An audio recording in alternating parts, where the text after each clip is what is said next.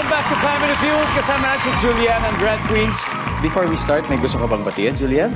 Binabati ko po lahat ng mga sumusuporta sa akin and also my parents and friends and also thank you sa lahat ng sumusuporta throughout my journey.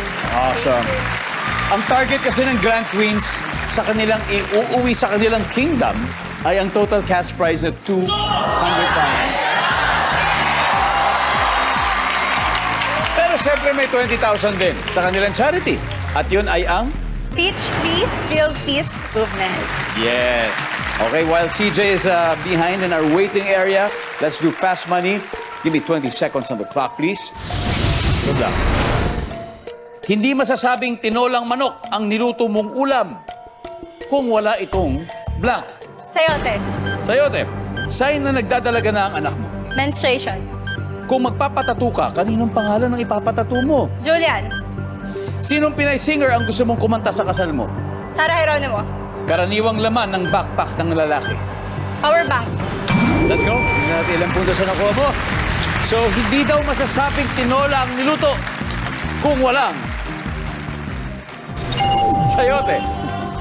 Ang sabi ng survey sa sayote ay meron.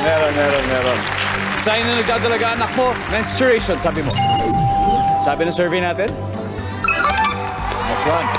Kung magpapatato ka, kaninong pangalan, hindi sarili mo na. Ano eh? Survey?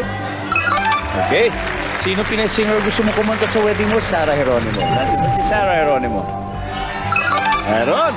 Karaniwang laman ng backpack ng lalaki, power bank. Ang sabi ng survey natin? Wala. But 80 points is not bad. Balik tayo. Julian? Let's welcome back CJ. Hi, CJ. Hello!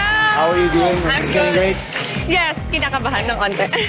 Maraming taga Zambales ang nanonood sa atin ngayon. I know! Gusto mo ba silang batiin? Of course, sa lahat po ng Sambaleños, hello po sa inyo. Maraming salamat sa suporta ng competition ko. And to my Thai fans and Filipino fans as well, hello po! Awesome. Good luck, CJ. So, here's the news. 80 points na nakuha ni Julian. It means you need 120 more. That's it. Okay. Simple lang. Kayang-kaya mo yan. At this point, makikita na ng viewers ang sagot ni Julian. Give me 25 seconds on the clock. Good luck. Hindi masasabing tinolang manok ang niluto mong ulam kung wala itong blank. Sayote? Daon ng sili. Sign na nagdadalaga ng anak mo. Nag-iiba ang itsura ng katawan. Kapag magpapatato ka, kaninong pangalan ang ipapatato mo? Tatay. Sinong Pinay singer ang gusto mo kumanta sa kasal mo? Sarah Geronimo. Regine Velasquez. Karaniwang laman ng backpack ng lalaki. Pera. Let's go, CJ. We need 120 points. Hindi masasabing tinolang manok ang niluto mong ulam kung wala itong dahon ng sili. Ang sabi ng survey ay, meron.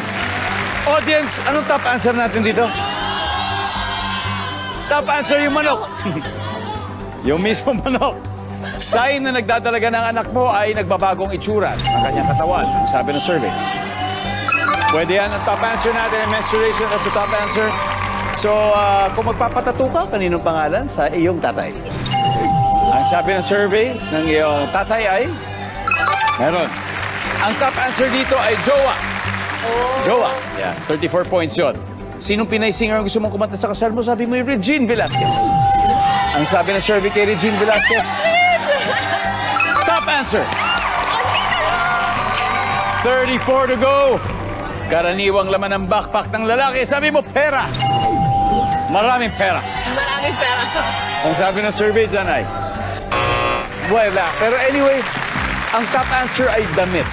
37 points yun. But anyway, congratulations. Thank you so much. You still won 100,000 pesos. Congratulations muli. At next time ulit. Better luck next time. Yes. We'll do it again next time. And ladies, congratulations once again. Thank you. Good luck sa inyong mga kailangan gawin.